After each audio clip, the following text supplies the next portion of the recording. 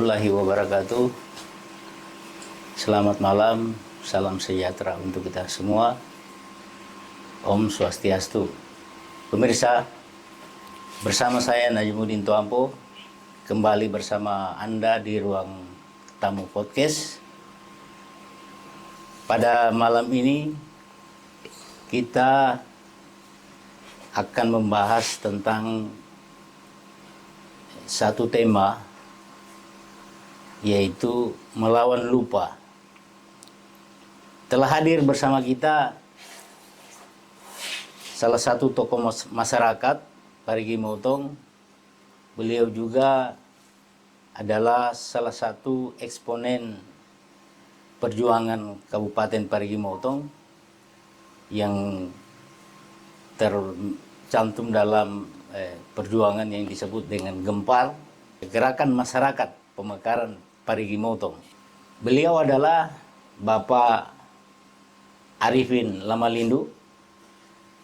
Beliau juga sebagai Ketua Lembaga Hikmah Kebijakan Publik, juga sebagai Ketua Front Pemuda Kaili Parigi Motong, dan juga sebagai Direktur Aliansi Masyarakat Pesisir Kabupaten Parigi Motong. Kita sapa beliau. Assalamualaikum Pak Ketua. Waalaikumsalam warahmatullahi wabarakatuh. Apa kabarin Pak Ketua? Alhamdulillah sehat-sehat. Alhamdulillah. Pemirsa, di bulan ini, tepatnya di tanggal 10 April 2025, masyarakat Parigi Motong merayakan hari ulang tahun Kabupaten Parigi Motong yang ke-23. Ya. Tentunya kalau kita bicara melawan lupa, tentunya kita harus pahami bahwa Kabupaten Parigi Motong itu bukanlah kabupaten yang berdiri dengan sendirinya atau barangkali yang dihadiahkan oleh pemerintah pusat untuk dimekarkan.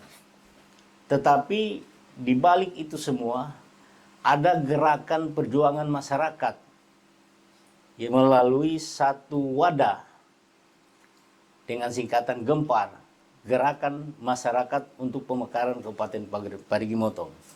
Sehingga malam ini barangkali perlu kita ketahui bersama seperti apa konsensus perjuangan dari tokoh-tokoh pemekaran kita yang dalam hal ini malam ini akan disampaikan oleh narasumber kita, Bapak Arifin Lamalindu. Bagaimana Pak Ketua, selama ini apa sebenarnya konsensus dari perjuangan Gempar itu sendiri? Barangkali Pak Ketua bisa menjelaskan. Ya, terima kasih. Kalau kita berbicara tentang sebuah pergerakan, tentu yang perlu kita pahami, karena ini adalah sebuah pergerakan, berarti ada hal-hal atau tujuan yang ingin dicapai. Karena itu, melakukan sebuah pergerakan itu bukan hanya satu orang, tapi lebih dari satu orang. Jadi kalau kita mau melihat atau merunut kembali sejarah, kita mundur ke belakang, coba flashback sedikit, bahwa sebenarnya perjuangan Kabupaten Parigi Motong itu dimulai dari tahun 1959, bukan tahun 1963. Jadi jauh sebelumnya.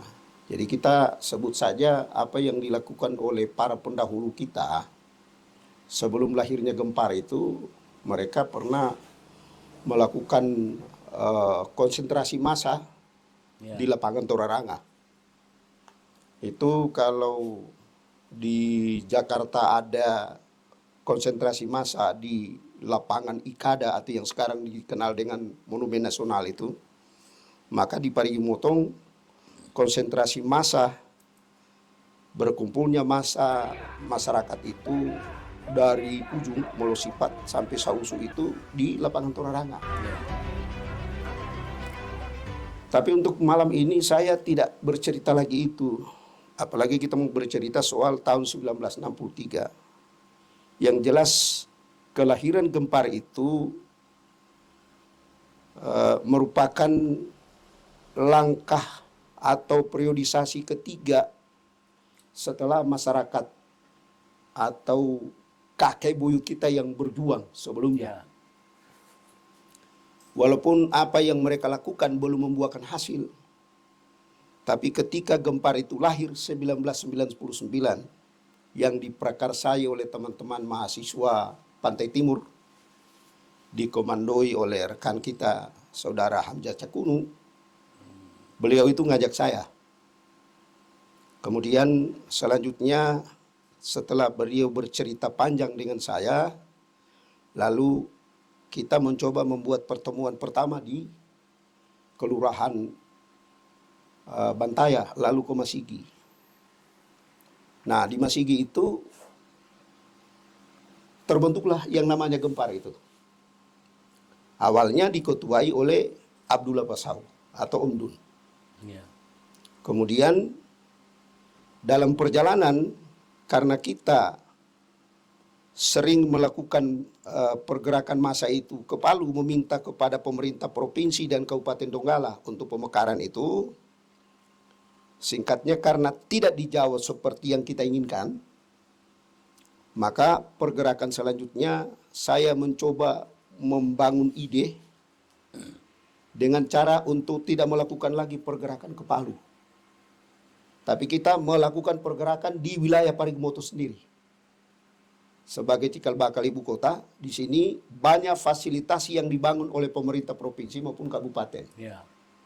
Sasaran kita adalah bagaimana menutup fasilitas itu. Walaupun kemarin saya coba disampaikan bahwa Arifin, menutup kantor itu adalah perbuatan yang melawan pemerintah, sekaligus itu pendekatannya adalah perbuatan makar itu, karena mencoba menghentikan pemerintahan. Saya yakin betul dan percaya sekali bahwa kegiatan menutup kantor itu semata-mata bukan karena hanya bermaksud mau melawan pemerintah, tapi ingin mengingatkan kepada pemerintah dari sisi mana Parigimotong ini tidak memenuhi syarat untuk dimekarkan. Sementara Buol itu tidak ada petir, tidak ada awan, kok tiba-tiba hujan, tiba-tiba jadi kabupaten. Morowali tiba-tiba jadi kabupaten. Tapi kalau Parigimotong itu memiliki alasan yang cukup luar biasa. Pertama, tidak ada kabupaten di luar Provinsi Sulawesi Tengah ini yang memiliki gudang beras sebanyak 13. Ya. Kecuali Bulog. Parigimotong yang punya bulog sebanyak 13. Bahkan kita pernah dicanangkan menjadi daerah lumbung beras untuk cadangan nasional. Jadi kalau kemudian masyarakat Parigimotong meminta untuk dimekarkan, maka menurut saya itu bukan hanya persoalan sekedar seperti kata orang sekarang harga mati, tidak. Tapi sangat wajar. Itu baru dari satu sisi. Pasar kita pada 99 itu sudah beredar, berputar uang itu di pasar itu senilai 2 miliar setiap harinya. Ya. Jadi sisi yang kedua kita coba lihat itu adalah sisi perdagangan. Kemudian sisi yang lain menjadi primadonanya Parigimotong ketika ini dicoba untuk diperjuangkan, untuk dimekarkan, maka kita juga memiliki Teluk Tomini yang kekayaannya luar biasa. Kemudian yang berikutnya, kita memiliki hasil hutan yang luar biasa. Hasil perkebunan apalagi. Dan ditambah dengan pertanian dari sisi persawahan. Tapi Pak Ketua, apakah semangat itu merupakan satu dorongan dari masyarakat atau memang hanya keinginan para pihak yang berkepentingan saja pada saat itu. pada saat itu. Saya kira seperti yang saya sebutkan tadi bahwa kita bukan hanya karena keinginan sepihak, tetapi kita betul-betul sadar bahwa pendahulu kita sudah 2 kali melakukan perjuangan. Ya. Dari tahun 59 bahkan tahun 1963. Coba kalau kita range waktu itu kita hitung sampai tahun 99. Berarti di situ ada sekitar dari 63 ke 99 itu ada sekitar 33 tahun ya. Ya, 30 tahun. Apalagi kalau kita mundur lagi ke tahun 59 ke 99 ada 40 tahun lebih, hampir 50 tahun. Berarti Iya. ada 2 generasi yang hilang. Berarti memang perjuangan Gempar ini adalah perjuangan generasi ketiga Iya. dalam perjuangan pemekaran. Ya. Tetapi ada kan tentunya ada yang mengilhami semangat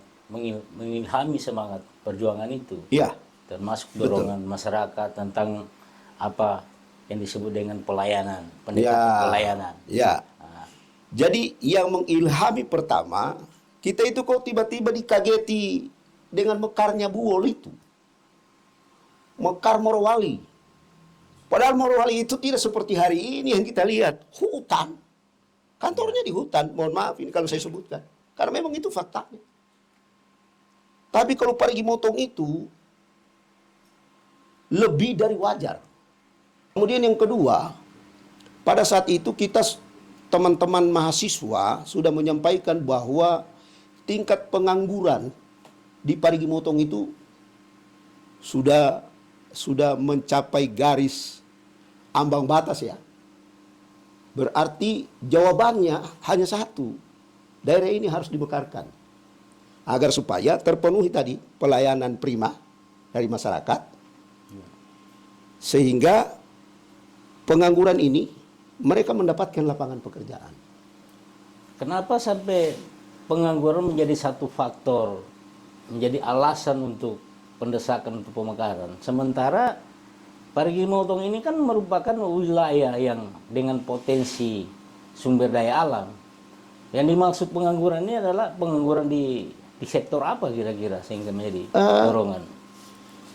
Kalau pada saat itu saya lihat pertama pengangguran itu mereka yang tamat tidak mendapatkan lapangan pekerjaan yang layak. Palingan di Parigi Motong itu yang ada hanya guru. Kalau ingin mau bekerja sesuai dengan keinginan kita supaya juga terhitung kita layak, maka harus mencari pekerjaan di daerah lain. Nah, daerah kita ini masih masuk dalam wilayah Kabupaten Donggala. Bahkan yang lebih heran kita pada saat itu, kalau bukan petani mungkin kita tidak pernah merasakan bagaimana berasnya Parigi Motong itu sendiri. Ya. Kita bercocok tanam di negeri kita sendiri, kemudian kita yang harus nanami. Kita yang harus kemudian panen, kita yang harus nikmati. Ya, baik Pak Ketua. Ya. Barangkali kita akan lanjut sesaat lagi setelah pesan-pesan berikut ini.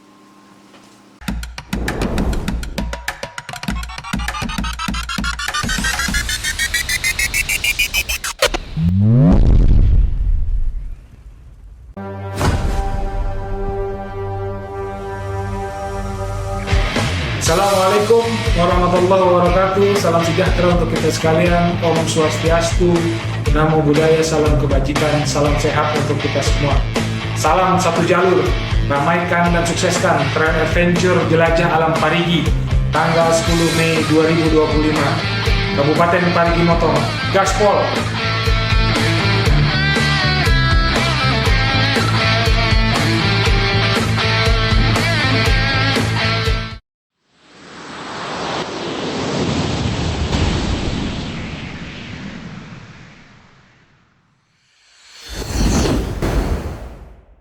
Assalamualaikum warahmatullahi wabarakatuh. Halo Sobat Pangan di mana saja berada. Peningkatan ketahanan pangan keluarga merupakan salah satu langkah penting dalam menjaga ketersediaan pangan yang cukup dan bergizi bagi keluarga, serta mengurangi ketergantungan pada pasokan pangan dari luar. Kegiatan peningkatan ketahanan pangan keluarga bertujuan untuk memastikan bahwa keluarga memiliki akses yang memadai terhadap pangan yang bergizi, aman, dan terjangkau. Manfaat kegiatan peningkatan ketahanan pangan keluarga diantaranya meningkatkan kesehatan anggota keluarga, meningkatkan ekonomi keluarga, mendorong masyarakat untuk menjadi lebih berdaya, membantu mengurangi pemborosan pangan, membantu menjaga ketersediaan pangan sepanjang tahun, membantu meningkatkan kesadaran gizi. Beberapa kegiatan yang dapat dilakukan untuk meningkatkan ketahanan pangan keluarga diantaranya bertani di pekarangan rumah, memanfaatkan lahan kosong untuk menanam tanaman pangan, melakukan diverifikasi pangan, mengatur ekonomi keluarga sehingga mampu membeli kebutuhan pangan, memilih bahan makanan yang berkualitas, memasak dengan cara mempertahankan nilai gizi. Melalui program peningkatan ketahanan pangan keluarga, Dinas Ketahanan Pangan Kabupaten Parigi Motong mengajak kita sekalian, ayo manfaatkan pekarangan kita sebagai lumbung hidup untuk kebutuhan cadangan pangan keluarga. Pangan kuat dan aman, masyarakat sejahtera.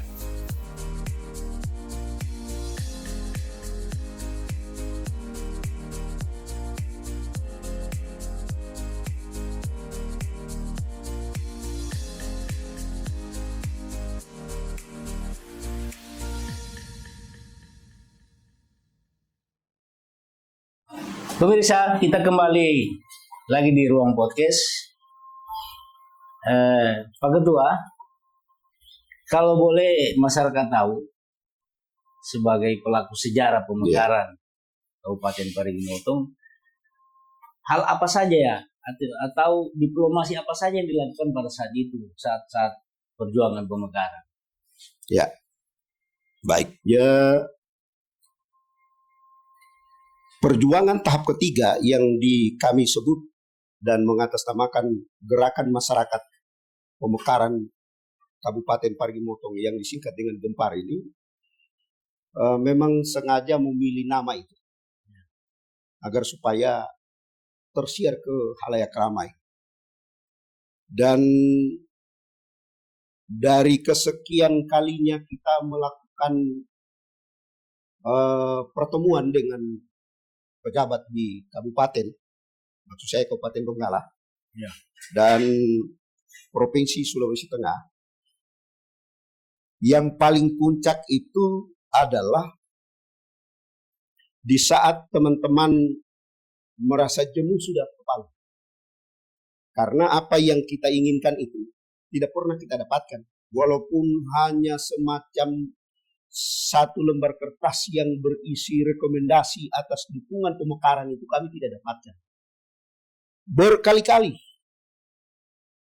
baik dengan gerakan hanya melakukan audiens maupun dengan gerakan secara terbuka melalui demonstrasi, baik di halaman kantor bupati, di halaman kantor DPR Kabupaten Donggala, maupun di halaman kantor Gubernur Sulawesi Tengah. Bahkan kita menguasai ruangan bawah, lantai bawah kantor Gubernur itu. Sampai akhirnya kita bertemu dengan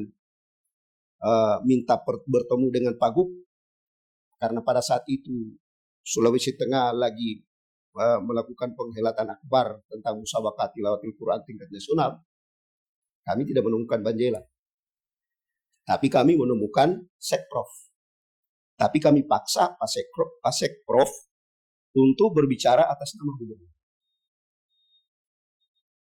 Hanya satu saja tujuan kami, atas nama Gubernur Sulawesi Tengah, agar mengeluarkan rekomendasi bahwa pemekaran Kabupaten Parigi Motong itu harus dikeluarkan atas nama gubernur. Tapi namun sebelumnya yang kami lakukan adalah pergerakan dengan prinsip kami sudah bosan kepala. Menemui pemerintah kabupaten atau menemui Gubernur Sulawesi Tengah ataupun anggota DPR Kabupaten Donggala, kami sudah bosan. Maka langkah yang kami lakukan pada saat itu, saya memberi pernyataan karena sudah berganti ketua dari Pak Abdullah Pasau ke Muhammad Awalusa Pasau, maka saya mengambil inisiasi untuk menutup kantor. Jadi pergerakan itu pergerakan yang menentukan. Jadi kami ingin menutup fasilitas-fasilitas yang ada di Parigi yang menurut kami itu adalah fasilitas yang dibangun oleh pemerintah kabupaten maupun provinsi Sulawesi Tengah. Jadi pada saat itu alhamdulillah ada sebanyak 19 fasilitas yang kami berhasil tutup. Seharusnya yang kami hitung itu fasilitas itu ada 36. Tapi dilarang oleh ketua. Berarti penutupan fasilitas-fasilitas ini artinya pemblokiran Iya, dalam rangka mendorong untuk upaya supaya diloloskannya untuk Iya. perjuangan pemekaran Iya. ini. Lalu Pak Ketua, tentunya perjuangan ini tidak hanya sampai di provinsi. Kalau saya melihat perjalanan sejarah bahwa memang ada delegasi sampai ke pusat Iya. Kementerian Dalam Negeri. Iya. Jadi seperti apa itu? Kenapa harus terjadi itu? Bukan maksudnya apakah delegasi ini didampingi oleh pemerintah provinsi atau memang delegasi mata-mata ke inisiatif delegasi berjuang sampai ke Jakarta? jadi kami tidak didampingi. Kami punya keinginan karena pemerintah provinsi tidak yang kami inginkan untuk mendapatkan jawaban setelah kantor kami tutup. Iya. Maka pada saat itu saya selaku ketua Litbang Gempar pada saat itu berpikir bahwa dengan menutup fasilitas itu mereka akan membuka suara. Dan kami punya keinginan dari semua suara-suara yang akan disampaikan tanggapan setelah kantor fasilitas pemerintah kami tutup itu, kami berharap bahwa gubernur akan datang di Parigi. Tapi ternyata keinginan kami itu tidak terjawab. Yang menjawab pada saat itu yang datang ke Parigi itu hanya Dandim 1306 Donggala, yaitu Pak Dedi Atmaja. Beliau sebenarnya membawa pasukan anti huru hara sebanyak 250 orang. Tapi feelingnya beliau sebagai seorang TNI, beliau menghentikan pasukannya itu hanya sampai di Tawaidi. Dia pulangkan. Beliau bahkan naik sepeda motor sampai ke Parigi. Baik, Nah, baik. Lalu Pak Ketua, kalau kita bicara Parigi Motong yang seutuhnya, ya, gerakan pemekaran Kabupaten Parigi Motong ini tentunya berasal dari tokoh-tokoh masyarakat dari berbagai etnis, iya, tentunya barangkali berbagai wilayah sebaran di Parigi Motong. Iya. Apakah memang untuk Parigi Motong ini, khusus Parigi ya, Iya. tentunya ada Gempar. Iya. Apakah di wilayah Parigi Motong bagian utara itu ada juga gerakan masyarakat yang berkolaborasi dengan Gempar? Iya, ada. Jadi di samping saya sebagai salah satu eksponen pejuang pada saat itu melakukan ajakan kepada seluruh masyarakat di wilayah utara, setelah kami melakukan puncak pergerakan ini dengan menutup kantor itu, di wilayah paling ujung yaitu Motong, di sana berdiri namanya AMUK, Aliansi Masyarakat untuk Kabupaten Parigi Motong, disingkat dengan AMUK, dan dipimpin oleh Helton Pauli. Nah, jadi kita di sini setelah menutup kantor, kami menunggu beberapa saat karena semua fasilitas kantor ada sebagian kami dilarang untuk kami tutup, yaitu jalan tidak boleh ditutup, kemudian pompa bensin tidak boleh ditutup, PLN tidak boleh ditutup, Telkomsel tidak boleh ditutup, anak-anak tidak boleh diliburkan. Padahal saya pikir fasilitas-fasilitas yang dilarang ini, menurut saya kalau ini kita tutup maka suara keras pasti muncul dari pusat. Karena yang akan bersuara bukan lagi kita, tapi yang bersuara misalnya pengguna fasilitas jalan raya. Jika jalan raya itu kita akan tutup, kami sudah punya rencana. Saya sudah memerintahkan salah satu anggota kita, Awin Toana, untuk membawa ekskavator di atas rumah makan Petasia, tikungan sedikit itu. Yeah. Ini kita potong. kita gali di sini kira-kira jaraknya sekitar 6 meter. Dengan harapan bahwa akses jalan ini akan terputus. Begitu terputus jalan ini, tentu ada cerita orang yang akan melapor ke pusat, ke Menteri Perhubungan. Tidak bisa kita orang jalan di sini karena jalan sudah putus. Masyarakat di sini menuntut kabupaten. Kenapa pemerintah pusat tidak kasih kabupaten? Itu salah satu keinginan itu. Ya, baik betul. Bicara pemekaran tentu tidak terlepas dari keputusan politik. Iya. Kalau kita bicara tadi ada kecemburuan sosial, ini satu dorongan. Kenapa Buol sudah mekar? Ya. Kenapa Morowali mekar? Ya. Tentunya ada kepentingan politik. Kira-kira kalau di dalam pola pikir para delegasi waktu itu, kira-kira apa sih kepentingan beratnya pemerintah provinsi untuk melepas atau pemerintah Kabupaten Donggala melepas Parigi Motong untuk dimekarkan? Jawabannya, Parigi ini adalah lumbung beras, itu satu. Yang kedua, tawaran politik kita pada saat itu, sebenarnya ada putra terbaiknya Parigi yang terpilih menjadi anggota DPR dari Golkar, yaitu Muhammad Awalun Sapasau dan Niko Rantung. Niko Rantung suaranya dia dibatalkan dia sebagai salah satu pemilik suara, terus dilempar ke Sirenja suaranya, kemudian Awalun dibujuk untuk dilantik. Tapi Awalun katakan, saya selama hidup tidak akan mau dilantik. Karena kalaupun saya dilantik, pasti hanya urusan vote dan belanga. Tapi saya mau dilantik dengan catatan Parigi Motong dulu harus menang. Maka pada saat itu semua politisi, termasuk saya dengan kawan-kawan itu, kita bergabung itu tidak terlihat yang mana Partai Golkar, yang mana PDI, yang mana PKS, yang mana P3, tidak terlihat pada saat itu. Sementara kita sudah menyatu.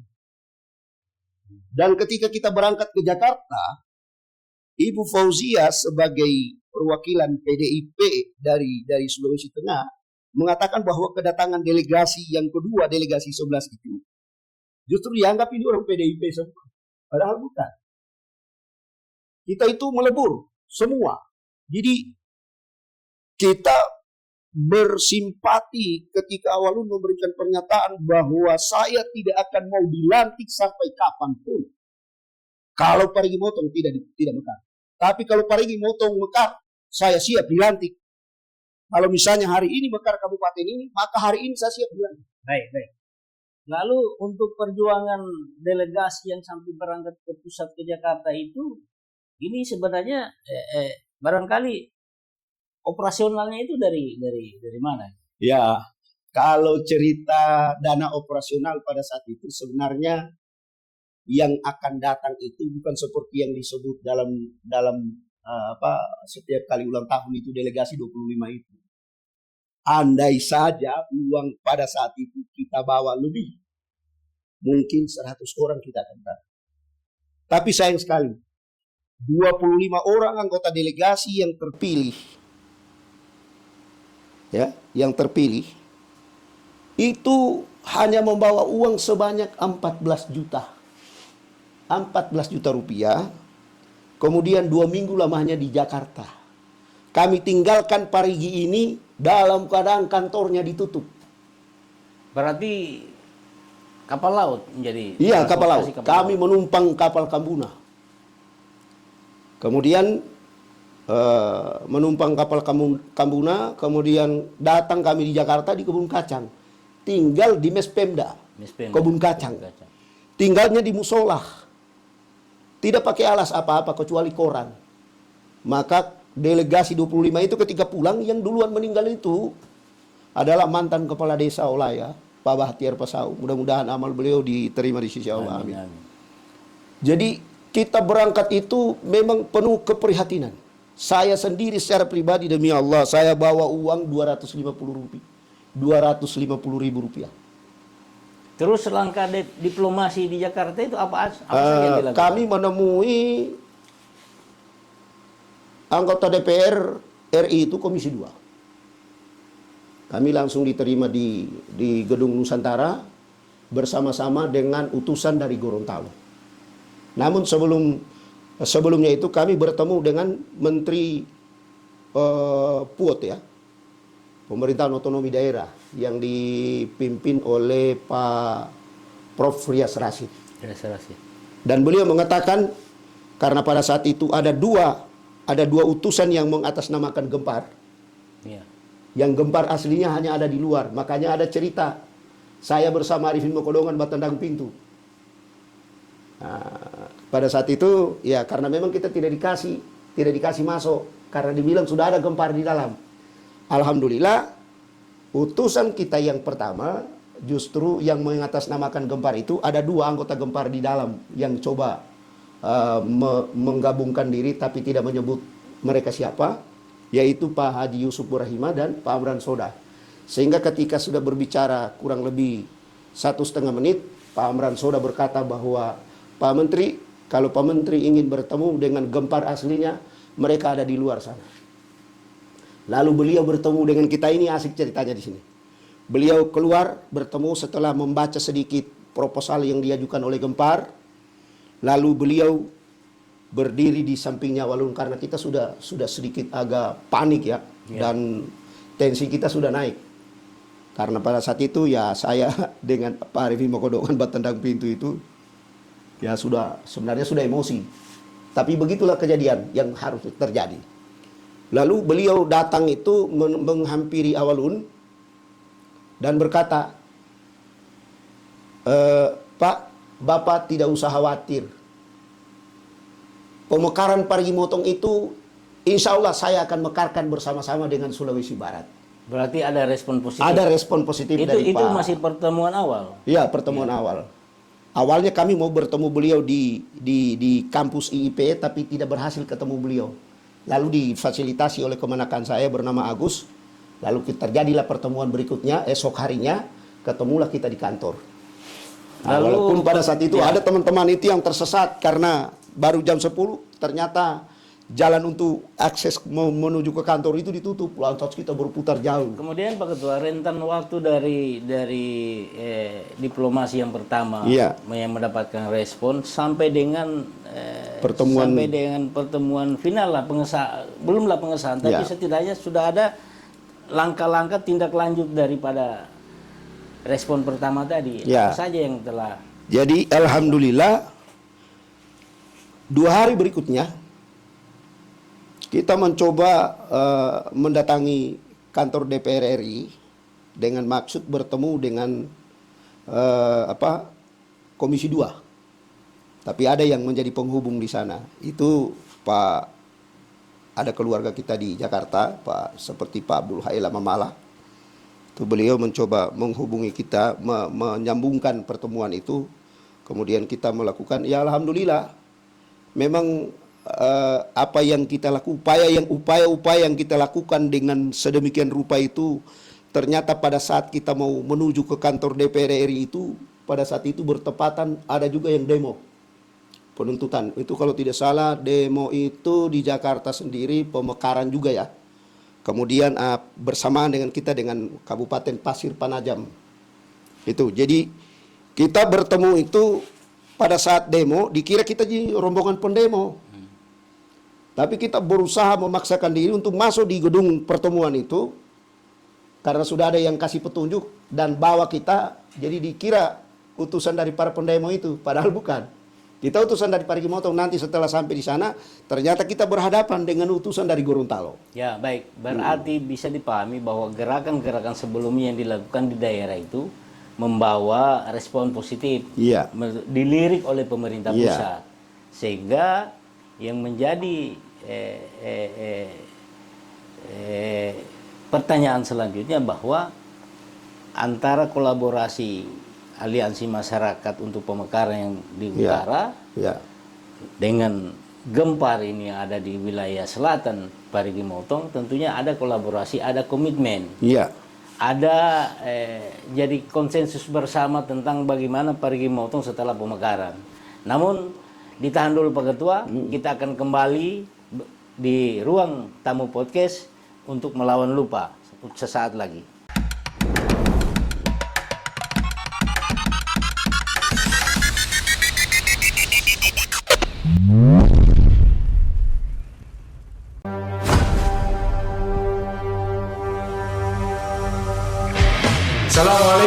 warahmatullahi wabarakatuh. Salam sejahtera untuk kita sekalian. Om Swastiastu, Namo Buddhaya, salam kebajikan, salam sehat untuk kita semua.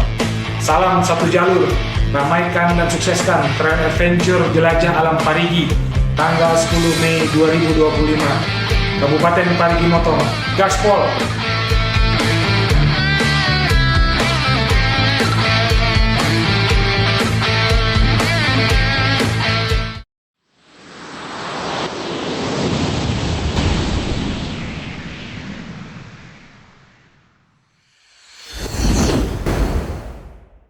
Assalamualaikum warahmatullahi wabarakatuh. Halo Sobat Pangan di mana saja berada. Peningkatan ketahanan pangan keluarga merupakan salah satu langkah penting dalam menjaga ketersediaan pangan yang cukup dan bergizi bagi keluarga, serta mengurangi ketergantungan pada pasokan pangan dari luar. Kegiatan peningkatan ketahanan pangan keluarga bertujuan untuk memastikan bahwa keluarga memiliki akses yang memadai terhadap pangan yang bergizi, aman, dan terjangkau. Manfaat kegiatan peningkatan ketahanan pangan keluarga di antaranya meningkatkan kesehatan anggota keluarga, meningkatkan ekonomi keluarga, mendorong masyarakat untuk menjadi lebih berdaya, membantu mengurangi pemborosan pangan, membantu menjaga ketersediaan pangan sepanjang tahun, membantu meningkatkan kesadaran gizi. Beberapa kegiatan yang dapat dilakukan untuk meningkatkan ketahanan pangan keluarga di antaranya bertani di pekarangan rumah, memanfaatkan lahan kosong untuk menanam tanaman pangan, melakukan diverifikasi pangan, mengatur ekonomi keluarga sehingga mampu membeli kebutuhan pangan, memilih bahan makanan yang berkualitas, memasak dengan cara mempertahankan nilai gizi. Melalui program peningkatan ketahanan pangan keluarga, Dinas Ketahanan Pangan Kabupaten Parigi Motong mengajak kita sekalian, ayo manfaatkan pekarangan kita sebagai lumbung hidup untuk kebutuhan cadangan pangan keluarga. Pangan kuat dan aman, masyarakat sejahtera.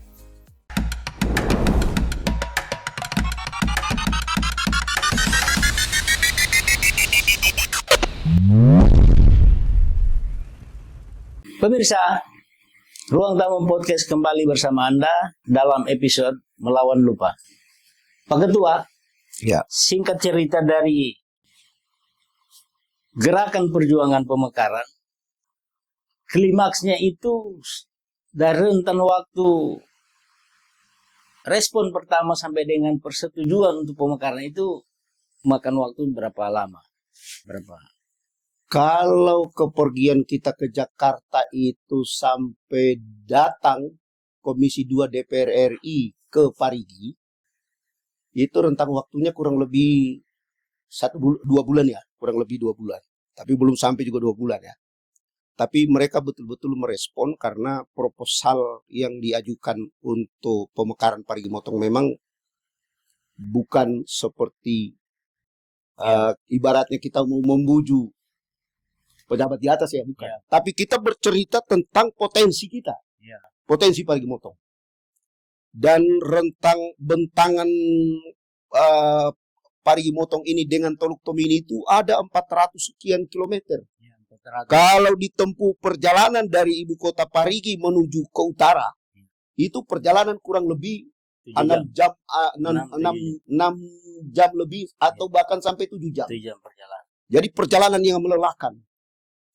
Nah, kalau tidak jadi pemekaran pada saat itu, justru kita menyiapkan pada saat kita demo menutup kantor itu di halaman gedung Toraranga yang cikal bakal menjadi gedung DPR pertama. Di sana kita menyampaikan 7 mosi tidak percaya. Dan 7 mosi tidak percaya itu, kalau Parigi Motong tidak dimekarkan menjadi kabupaten, maka kami akan mendirikan Sulawesi Timur. Berarti itu isu. Ya, jadi isu awal tentang pendirian Sulawesi Timur itu bukan dari Luhuk, bukan dari Morowali, bukan dari Ampana, bukan dari Poso. Tapi isu itu dari 7 mosi tidak percaya, boleh Anda periksa. Itu yang kami tulis di luar, sementara ada rapat besar di dalam ruang gedung Toraranga itu, dipimpin oleh Pak Camat dan Pembantu Bupati Wilayah Timur, yaitu Markus Tumangke dan Magau Parigi, Pak Haji Andi Adata Gunung. Kami di luar menyusun 7 teks mosi tidak percaya dan dibacakan menggunakan alat pengeras suara almarhum Pak Gusti Halim. Jadi itu yang bacakan, kita menyusun sama-sama, saya, Pak Sugendi, Pak Gusti Halim, dan dibantu oleh teman-teman lain. 7 mosi tidak percaya itu kami baca dulu sebelum kami keluar menutup kantor.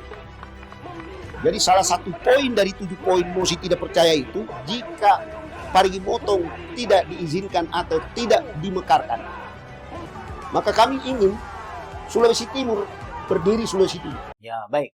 Nah, Lalu finalnya persetujuan itu kapan itu? Tahun berapa? 99? finalnya persetujuan itu, kalau tidak salah ya, tanggalnya itu tanggal 9 apa 10 ya. Ya, April, tanggal ya. 10, Ya, 10 April. Ya. Kemudian ditetapkan bahwa hari ulang tahun kabupaten itu tanggal 10 April. Tapi pada jam 13:22 Hari Sabarno mengumumkan mekarnya Kabupaten Parigi Motong.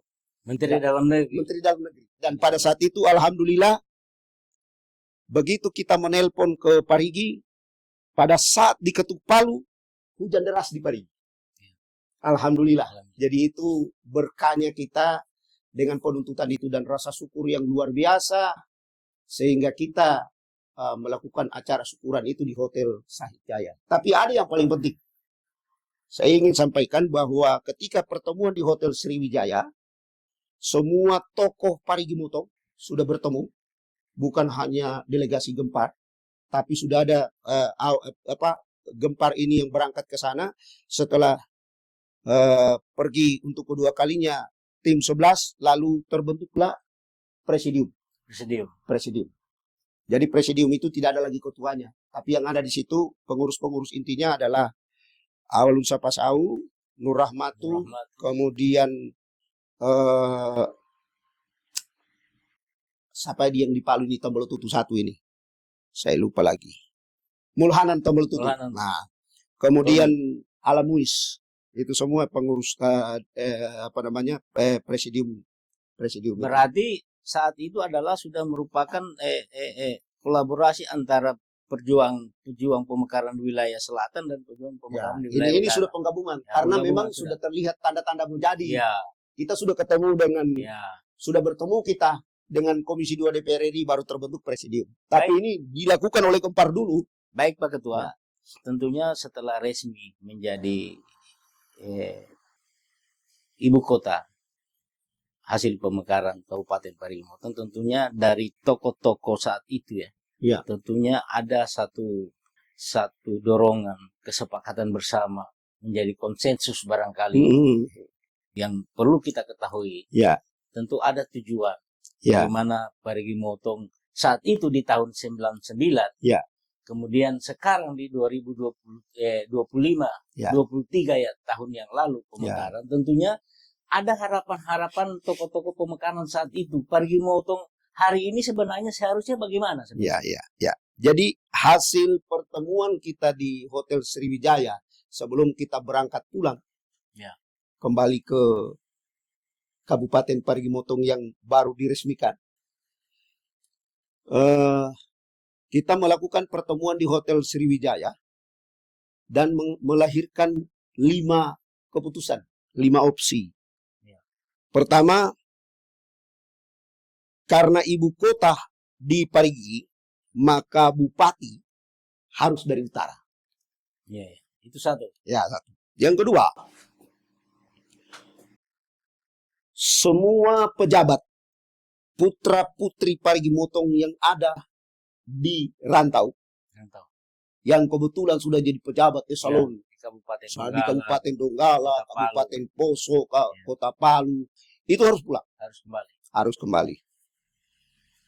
Kemudian yang berikutnya lagi, rekrutmen pegawai, karena memang itu menjadi dasar dari awal pemekaran ini adalah menjawab pengangguran dan sistem pelayanan, pendekatan pelayanan, maka kelompok prioritas adalah penerimaan pegawai itu Harus anak-anak putra daerah, putra daerah. Nah, jadi jangan lupa bahwa bupati itu konteksnya adalah siapapun bupati itu harus putra daerah. Itu keputusan di Hotel Sriwijaya. Jadi kalau bupatinya dari utara, maka wakil bupatinya dari selatan. Jadi kemarin itu ada 6 kecamatan. Sausu, Parigi, Ampibabo, Tinombo, Tomini, Moutong. Ada 6. Jadi Tomini, Parigi, Ampibabo, Sausu disingkat dengan SPA, Sausu, Parigi, Ampibabo, atau APS. Kemudian 3 kecamatan lagi di utara disingkat dengan TTM. Jadi putra-putri Parigi Motong direkrut pertama itu tidak boleh dari luar. Harus yang menjadi pegawai, dia honor, yang dihonor pada saat itu harus putra-putri. Itu keputusan. Itu ketiga itu. Ya. Kemudian yang berikut,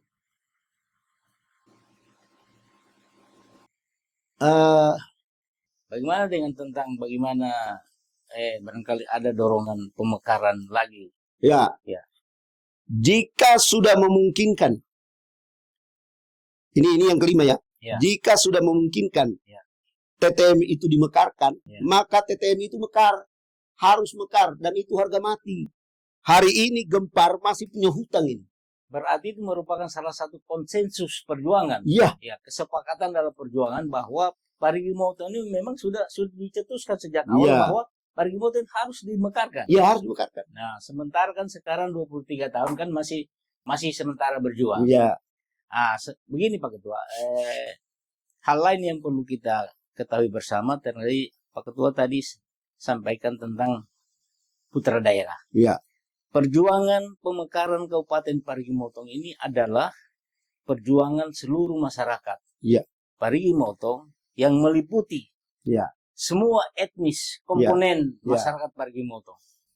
Tentunya kita bicara putra daerah yang hari ini barangkali perlu satu definisi. Apakah putra daerah itu adalah masyarakat lokal atau masyarakat yang mungkin datang ke Parigi Motong, atau katakanlah yang masyarakat pendatang lah. Sehingga ada satu kesepakatan kita bahwa putra daerah itu tidak harus masyarakat lokal yang katakan kalau Parigi ini masyarakat Kaili. Nah, sehingga timbul satu pertanyaan, sebenarnya sih Parigi Motong ini sebenarnya milik siapa sebenarnya? Ya, itu. Jadi kita kalau melihat itu dulu, kita bercerita tentang daerah Suapraja dulu. Kalau itu. Jadi kita lepas dulu sedikit cerita soal pemekaran ya. Tapi kita bercerita siapa masyarakat Parigi Motong itu. Jadi kalau saya bercerita untuk kewilayahan Kerajaan Patanggota Parigi, ada Tita Raja. Ada Tita Raja. Tita Raja itu hari ini suka atau tidak suka, itu menjadi ketetapan. Karena sebelum negara ini merdeka, kita ini adalah daerah kerajaan. Nah, daerah kerajaan itu kalau tidak salah ya, meliputi dari Sausu, Maleali sampai Pesona. Itu wilayah kerajaan Patanggota. Maka raja pada saat itu bertitah akan mengundang suku sebagai calon penduduk Parigi. Siapa itu? Pertama diundang Gorontalo. Ini pendekatannya adalah berbasis pada keahlian. Gorontalo itu punya keahlian di laut. Maka diundanglah mereka, ditempatkan di Bantaya. Nah, dulu namanya Kampung Gorontalo. Ini belum begini Bantaya ini. Masih pohon laro yang banyak ke sana, pohon bakau itu. Jadi kemudian daerah rawa-rawa. Mereka ditempatkan, tidak mungkin mereka ditempatkan di gunung. Mereka ditempatkan di pantai. Karena mereka punya keahlian itu di laut. Nah, kemudian sebagai bukti ada itu dari di depan jalan menuju SDN 1 itu sampai di pertigaan pasar. Ya. Itu jalan Hanusu itu sampai di depan jalan Trans, di depan Hotel Harrison itu. Iya, iya. Nah, itu sebagai bentuk penghargaan masyarakat Gorontalo bahwa mereka menjadi penduduk Parigi. Kemudian yang kedua, yang diundang itu memiliki keahlian dan semangat mapalus yang luar biasa, dan harapannya raja pada saat itu kalau mereka ini diundang, Parigi akan maju. Yaitu mereka adalah suku Minahasa, ditaruh di Kampung Kelapa. Yang sekarang ini Kampung Kelapa itu berubah nama menjadi Maesa. Ya. Jadi mereka di situ, ditaruh di situ. Keahlian mereka itu, semangat gotong royongnya itu luar biasa. Semangat apa istilahnya mereka? Manado, mapalus ya, mapalus.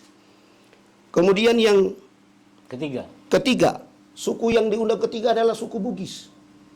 Ditaruh di Kampung Kelapa Bawah karena mereka punya keahlian dua. Satu ahli di laut, yang kedua ahli dagang.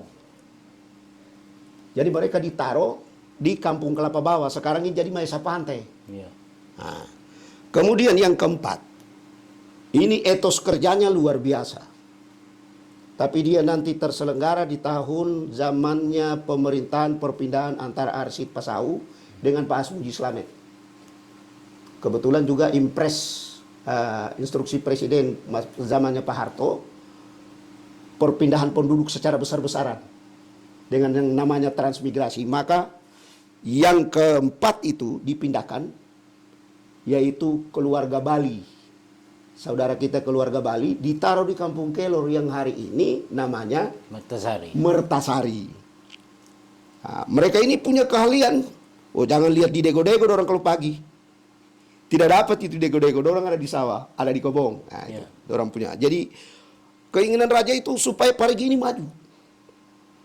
Kemudian yang terakhir, keluarga Jawa. Ini Jawa ini tadinya mau ditaruh di Nambaru, tapi tempatnya tidak pas. Ternyata jumlah mereka itu luar biasa banyak. Mereka didatangkan. Maka pindahlah tempat yang ditetapkan oleh pemerintah, yaitu Sausu Trans. Sanalah keluarga kita. Jadi penduduk Parigi itu ditambah dengan penduduk lokal masyarakat Kailitara. Jadi ada 6. Nah. Ada 6. Tapi hari ini mungkin saya tidak bisa jelaskan semua. Keterangan terakhir ketika saya mencoba mencari tahu kepada tokoh-tokoh kita pada saat itu, ternyata Parigi Motong ini secara keseluruhan sudah dihuni oleh 21 suku. Dari suku yang besar sampai yang kecil. Jadi itulah penduduk Parigi Motong. Yang herannya saya hari ini kalau ada orang yang masih menganggap dia pendatang. Ya. Nah, jadi kejadian kasus demi kejadian kita boleh lihat dalam sejarah. Mungkin nanti kita bicarakan di sesi yang lain. Insya Allah saya bercerita tentang bagaimana ketika terjadi kerusuhan di Parigi. Nanti akan saya cerita pada sesi yang lain. Tapi saya ingin kita mau meluruskan sejarah bahwa kalau hari ini ada orang yang menganggap pendatang, kalau kemudian dia sudah punya keluarga di sini, sudah punya harta ada di sini, lalu dia masih menganggap dirinya pendatang, berarti saya anggap dia tidak bertanggung jawab terhadap Parigi sebagai ibu kota dan Parigi Motong sebagai kota yang kita cintai ya. Karena hari ini tidak ada orang yang datang di Parigi tidak suka tinggal di Parigi. Ya. Apa yang dia mau cari ada semua di Parigi. Tentunya itu juga berlaku pada wilayah TTM. Iya. Tinombo, Tomini Motong dalam garis besarnya. Ya? Dalam garis besarnya. Ya, semangatnya sama. Sama semangatnya. Ya. Itulah sehingga Pak Ketua bahwa tentang definisi putra daerah ini tidak harus tidak diletakkan harus ada putra misalnya Tokaili, tidak. Ya, itulah. Tapi siapapun yang merasa memiliki Parigi Motong itulah putra daerah. Jadi dia merasa memiliki, merasa mengayomi, merasa menjaga Parigi ini dari gangguan siapa saja yang tidak bertanggung jawab. Kita lihat saja bagaimana peristiwa pada saat kita melakukan perjuangan 99 itu kan Poso sedang bergolak. Tapi ini kita satu daratan dengan Poso, itu tidak pernah ada kejadian ke sini. Artinya masyarakat Parigi Motong itu merasa menyadari bahwa kejadian di Poso itu kejadian di Poso, bukan kejadian di Parigi. Walaupun ada keluarganya di sana. Tapi kita di Parigi aman-aman saja. Artinya persatuan, kesatuan, dan kebersamaan di Parigi itu luar biasa. Bahkan sampai hari ini, kalau ada orang yang bertanya tentang di mana masyarakat yang mudah menerima suku lain, saya akan jawab Parigi Motong. Ya. Ya. Baik, Pak Ketua. Oke, pemirsa, melawan lupa sesaat lagi setelah pesan-pesan berikut ini.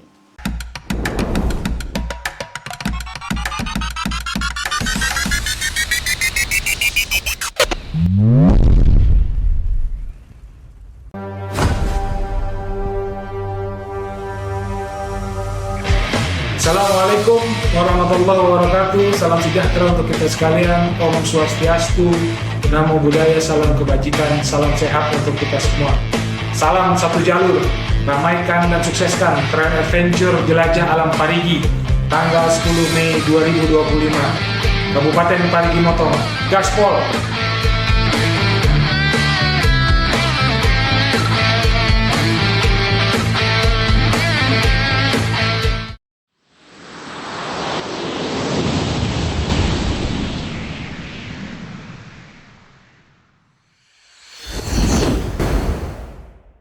Assalamualaikum warahmatullahi wabarakatuh.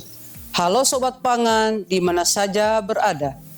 Peningkatan ketahanan pangan keluarga merupakan salah satu langkah penting dalam menjaga ketersediaan pangan yang cukup dan bergizi bagi keluarga, serta mengurangi ketergantungan pada pasokan pangan dari luar. Kegiatan peningkatan ketahanan pangan keluarga bertujuan untuk memastikan bahwa keluarga memiliki akses yang memadai terhadap pangan yang bergizi, aman, dan terjangkau. Manfaat kegiatan peningkatan ketahanan pangan keluarga diantaranya meningkatkan kesehatan anggota keluarga, meningkatkan ekonomi keluarga, mendorong masyarakat untuk menjadi lebih berdaya, membantu mengurangi pemborosan pangan, membantu menjaga ketersediaan pangan sepanjang tahun, membantu meningkatkan kesadaran gizi. Beberapa kegiatan yang dapat dilakukan untuk meningkatkan ketahanan pangan keluarga diantaranya bertani di pekarangan rumah, memanfaatkan lahan kosong untuk menanam tanaman pangan, melakukan diverifikasi pangan, mengatur ekonomi keluarga sehingga mampu membeli kebutuhan pangan. Mengatur ekonomi keluarga sehingga mampu membeli kebutuhan pangan, memilih bahan makanan yang berkualitas, memasak dengan cara mempertahankan nilai gizi. Melalui program peningkatan ketahanan pangan keluarga, Dinas Ketahanan Pangan Kabupaten Parigi Motong mengajak kita sekalian, ayo manfaatkan pekarangan kita sebagai lumbung hidup untuk kebutuhan cadangan pangan keluarga. Pangan kuat dan aman, masyarakat sejahtera.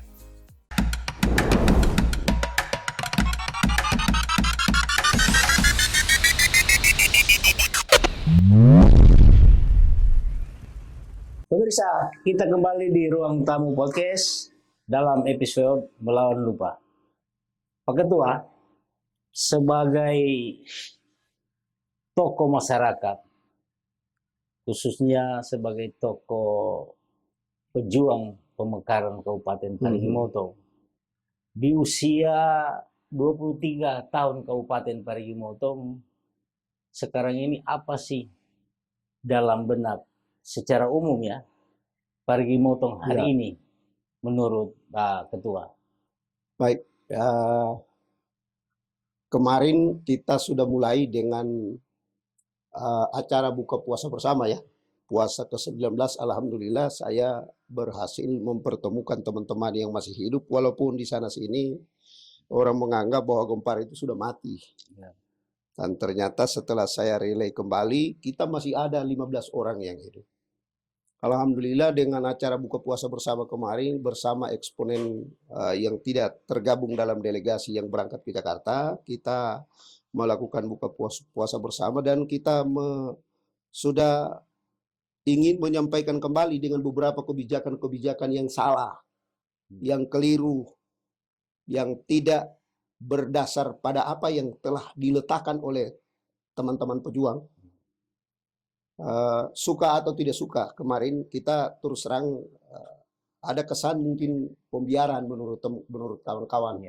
Tapi setelah 22 tahun kita mati suri, insya Allah 23 tadi ulang tahun kemarin 23, di ke-23 tahun di ulang tahun kemarin itu kita sudah berupaya untuk hadir di acara ulang tahun kabupaten itu. Dan kita menyatakan akan bersama-sama mengawal kebijakan pemerintah. Itu yang pertama. Karena menurut kami kebijakan itu banyak yang keliru. Sehingga ada kesan-kesan kesan miring barangkali, kalau boleh saya katakan kesan miring, kesan kurang bagus. Kenapa para pejuang membiarkan daerah ini yang katanya dengan potensi yang dimiliki oleh Parigi Motong ini, bahkan Bupati pertama Longki Janggola sudah meletakkan bahwa di 2020 itu akan tinggal landas. Tapi ternyata bukan tinggal landas, kita tinggal di landasan. Berarti ada yang salah. Ya, ada yang keliru. Iya, ada yang keliru. Kami menganggap bahwa pemerintah itu karena selama ini tidak pernah bertanya kepada pejuang itu apa yang menjadi dasar pondasi diletakkannya kabupaten ini sehingga dia mekar. Nah, ini yang perlu kita ingatkan. Siapapun nanti yang akan jadi pemerintah yang terpilih, alhamdulillah hari ini sudah terpilih, yaitu pasangan nomor 4. Ya, mudah-mudahan kita bisa bekerja sama dengan teman-teman pejuang. Karena kami terus terang melalui kesempatan ini, saya akan nyatakan bahwa kita akan melakukan pengawalan. Dan kalau perlu, pada saat-saat tertentu kami siap diwawancarai dan kita siap berdiskusi. Kalau misalnya pihak pemerintah lupa apa yang telah kami tetapkan, apa yang telah kami letakkan sebagai pondasi dasar terhadap mekarnya Kabupaten Parigi Motong ini, maka inilah kesempatan kita untuk saling mengingatkan. Dan kami akan melakukan pengawalan. Makanya kami sudah siapkan dengan gempar comeback, kami akan membentuk sebuah lembaga dalam bentuk yayasan untuk mengawal kebijakan ini. Kalau perlu dengan sayap-sayapnya kami akan bentuk. Karena kami lihat bahwa kebijakan ini kelihatannya semakin ke sana, semakin terjadi kesalahan di sana sini. Sehingga Parigi Motong yang tadinya menjadi kabupaten yang memiliki 4 primadona sebagai pondasi dasar, dan ternyata sampai hari ini dianggap Kabupaten Parigi Motong ini adalah kabupaten yang tidak berdaya. Bahkan kemarin itu sangat sedih saya mendengarkan bahwa Parigi Motong hanya mampu diberi makan oleh orang-orang yang sakit. PAD-nya dari sana. Terus Pak Ketua, masalah apa yang paling krusial yang sekarang yang perlu penanganan secara ekstra dari pemerintah menjadi yang harus kita didorong itu masalahnya masalah apa? Peningkatan kualitas sumber daya manusia, karena ini salah satu tolok ukur ya. Indeks pembangunan manusia ini adalah menjadi pondasi bagian yang diutamakan. Jadi jangan ada kesan hari ini hanya orang luar yang bisa. Padahal banyak putra daerah yang bisa. Jadi kalau saya ditanya di mana posisi putra daerah terbaik itu, harusnya mereka diposisikan di situ. Dan mari kita bekerja sama. Kalau ada hal yang tidak dipahami, kami masih ada, masih hidup. Tolong ditanya kepada kami. Dan apa hal-hal itu yang hari ini mungkin ada sebagian pejabat itu yang mengatakan bahwa ini adalah kebijakan mutlak dari kami. Oke, tidak masalah. Tapi tolong, kabupaten ini jadi terbentuk ini bukan hadiah. Tapi diperjuangkan dengan tetesan keringat yang luar biasa. Ya, baik. Baik, Pak. Tentunya begini, bicara tentang pembangunan sumber daya manusia, tapi ada satu hal masalah yang terpenting yang amat mendesak dalam hal ini terkait dengan peredaran gelap narkoba. Iya. Tentu ini akan berdampak pada pembangunan sumber daya manusia. Iya. Bagaimana pandangan Pak Ketua memandang? Itulah bagian dari penghambat dari proses. Kalau kita mau meningkatkan pembangunan manusia itu dari sisi pembangunan manusia, maka Parigi Motong itu harus bersih dulu ini. Harus bebas. Iya, saya berharap narkoba itu adalah musuh kita bersama. Jangan dipelihara dong.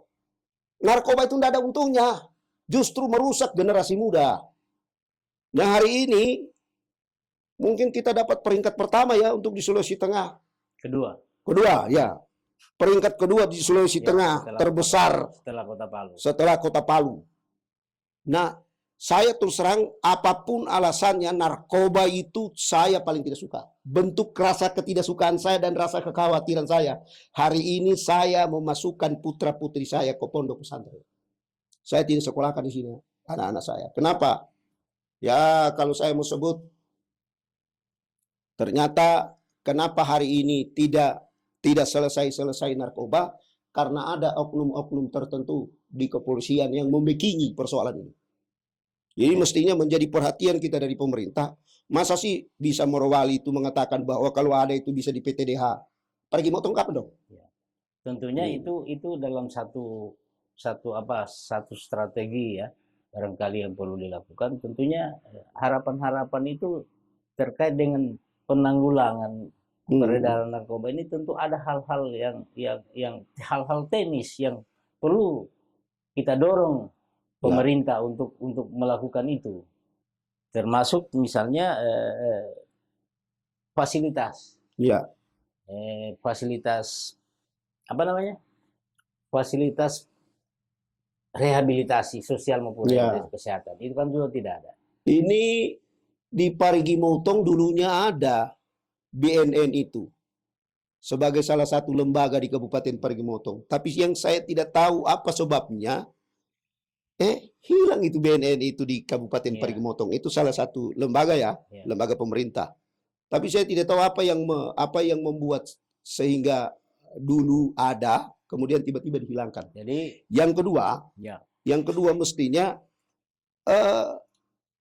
lembaga pemerintah dalam hal ini Bupati dan DPRD di Kabupaten Parigi Motong mestinya sama-sama ini kita duduk satu meja bersama tokoh masyarakat untuk membuat satu perda bahwa Parigi Motong harus dibebaskan dari narkoba. Kalau kita ingin mau melihat indeks pembangunan manusia ini nanti angkanya tinggi, supaya menjadi tolok ukur bahwa pembangunan Parigi Motong ini berhasil, maka ini sumber penghalang ini, faktor penghambat ini kita harus hilangkan dulu dong. Harus hilangkan dulu dan harus dibuatkan aturan. Tapi sebetulnya sudah ada aturannya, Pak Ketua. Perda nomor 8 2013 itu terkait dengan pencegahan dan penanggulangan narkoba, Perda Parigi Motong. Iya, tapi orangnya kok tidak melakukan. Ya, itu juga masalah. Iya, jadi jangan payung hukum ini hanya dijadikan alat pelindung, ibaratnya seperti payung ketika hujan. Ya. Kemudian Pak Ketua, salah satu juga harapan masyarakat untuk disuarakan oleh para tokoh masyarakat terkait dengan tambang-tambang ilegal. Bagaimana Pak Ketua? Ini sampai hari ini ya, saya sebagai salah satu direktur Aliansi Masyarakat Pesisir, setahu saya ada 70 tambang ilegal ya di Parigi Motong. Kalaupun ada yang legal, sampai hari ini belum ada resmi-resmi dibuka seperti yang ada di Pesona itu. Tapi kan Pesona itu ketika mau ancang-ancang dibuka sudah jadi ada korban penembakan. Nah, kalau hari ini pemerintah lagi getol mau meresmikan yang ilegal itu menjadi legal, maka dikembalikan kepada institusi ketambang rakyat melalui WPR, wilayah penambangan rakyat, kemudian di dalamnya dilengkapi dengan UPL, UKL sebagai salah satu prasyarat untuk melegalkan galian air. Maka saya pikir itu kita harus mendukung. Karena kalau kita dukung, maka pemasukan untuk daerah ini ada. Walaupun saya tahu ada peraturan yang mengatakan bahwa galian A itu pembagiannya di tingkat pusat. Ya. Tapi yang mesti kami sampaikan di ruang ini, pada kesempatan ini, jangan kami tinggalkan tempatnya yang rusak. Ya. Tapi apa yang Anda ambil dari negeri kami, Anda sedikit pun tidak memberikan kepada daerah ini. Logika saya tidak menerima. Dan saya sebagai masyarakat Parigi Motong pasti melawan. Melawan saya. Nah, makanya saya setuju sebagai tokoh masyarakat, tambang ini harus dilegalkan. Dilegalkan. Alhamdulillah hari ini sudah ada yang memiliki izin seperti Kayu Boko, Desa Kayu Boko, kemudian Desa Air Panas, kemudian Desa Buranga. Buranga. Ya, tapi desa-desa yang lain yang sudah lama bercokol tambang ilegal dan dikuasai oleh orang-orang tertentu yang ingin mengisi kantongnya sendiri. Pertanyaan saya hari ini, berapa sih bagian yang diberikan kepada Kabupaten Parigi Motong? Palingan yang ada itu hanya mengisi kantong-kantong pribadi. Ya. Itu kalau ilegal. Tapi kalau legal, saya yakin, hakul yakin, bahwa akan ada sumbangan dari galian ini, galian mineral ini, untuk negeri ini dibangun. Menjadi sumber pendapatan asli Menjadi daerah. sumber pendapatan PAD. asli daerah. Menjadi PAD. Jadi, kalau hari ini kita masih sepakat bahwa tambang itu biar saja ilegal, Ya. sekali lagi, saya orang pertama yang akan melakukan perlawanan. Ya, saya orang yang pertama akan melakukan perlawanan. Nah, karena itu, saya kalau ditanya apakah setuju ada tambang, saya setuju. Tapi kalau ilegal, saya tidak setuju. Ya. Yang saya setuju, tambang itu harus legal. Nah, kita ambil contoh sedikit saya mau jelaskan. Sungai Olaya yang Yang hulunya awalnya ya jernih. ya hulunya itu ada di Kayu Boko. Oke, Bob. Sampai hari ini tidak jernih. Sudah keruh. Nah, kemudian ditinggalkan lubang karena kemarin itu masih ilegal. Pertanyaan saya yang tidak bisa dijawab oleh DLH, siapa punya tanggung jawab lubang yang ditinggalkan itu? Ya.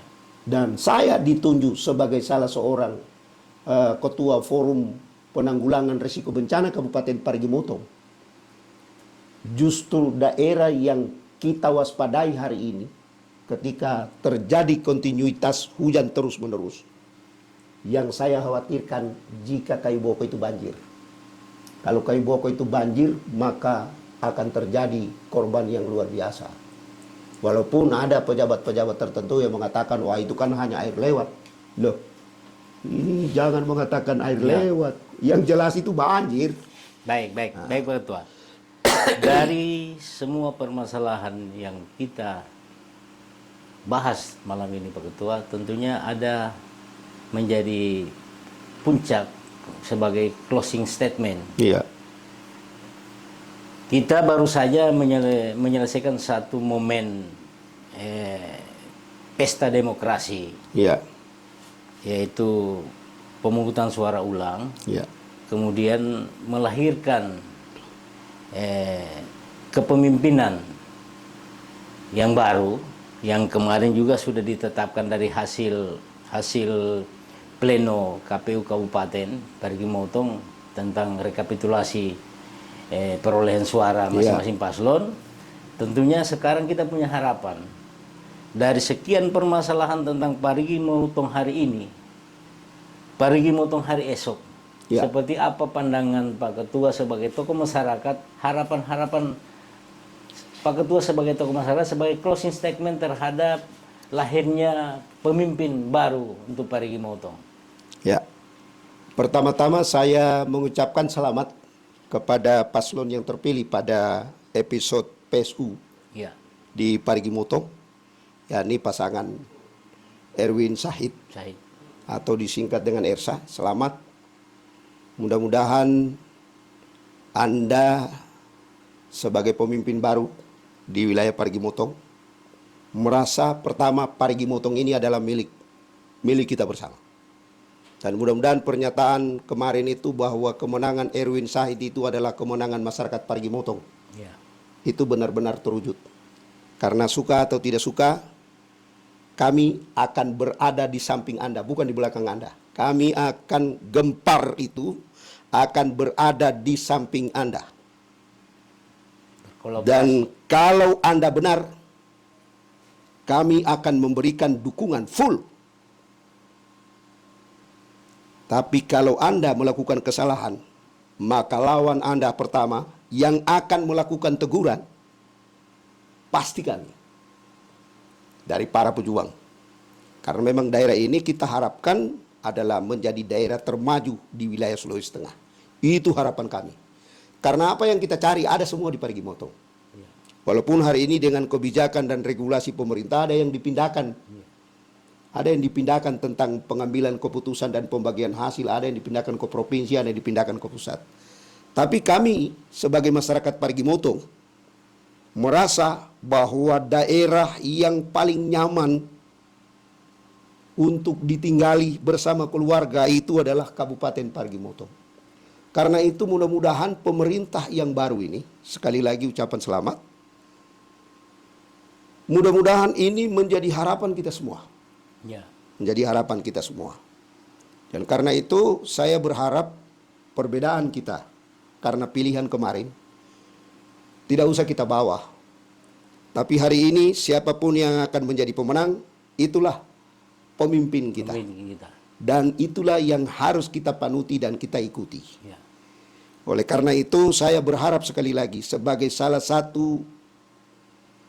seorang dari sekian teman-teman yang memperjuangkan Kabupaten Parigi Motong, kami berharap bahwa di tangan Anda Kabupaten Parigi Motong ini akan mampu diwujudkan untuk tinggal landas seperti yang dicita-citakan Longki sebelumnya. Dan kemudian yang terakhir, kami berharap bahwa jika ada masalah, jangan pernah meninggalkan masyarakat. Karena selama ini bukan hanya kami yang ditinggalkan, tapi masyarakat tidak pernah ditanya. Contoh, soal bantuan yang diberikan oleh pemerintah, bantuan itu tidak pernah mereka dilakukan pembimbingan, mestinya mereka dibimbing dulu. Bagaimana manajemennya, bagaimana penataan keuangannya, supaya nanti bantuan itu tidak asal kasih. Ya. Contoh kecil aja, contoh kecil. Ada mesin ketinting yang diberikan kepada kelompok nelayan. Karena katanya kelompok nelayan dikasihlah mesin ketinting. Tetapi apa yang terjadi? Setelah kami turun memeriksa, katanya nelayan. Karena ada kartu kusuka itu. Tapi begitu menerima mesin ketinting, wujudnya jadi mesin parut kelapa. Masih bagus jadi mesin parut kelapa, ada yang dijual. Berarti itu adalah semua bagian dari permasalahan yang Iya, ini bagian dari kebijakan yang salah ini. Menjadi harapan kita. Iya, harapan kita ke depan itu jangan sampai salah lagi. Baik, Iya. terima kasih Pak Ketua. Baik pemirsa, terima kasih atas kebersamaan pemirsa semua. Wassalamualaikum warahmatullahi wabarakatuh.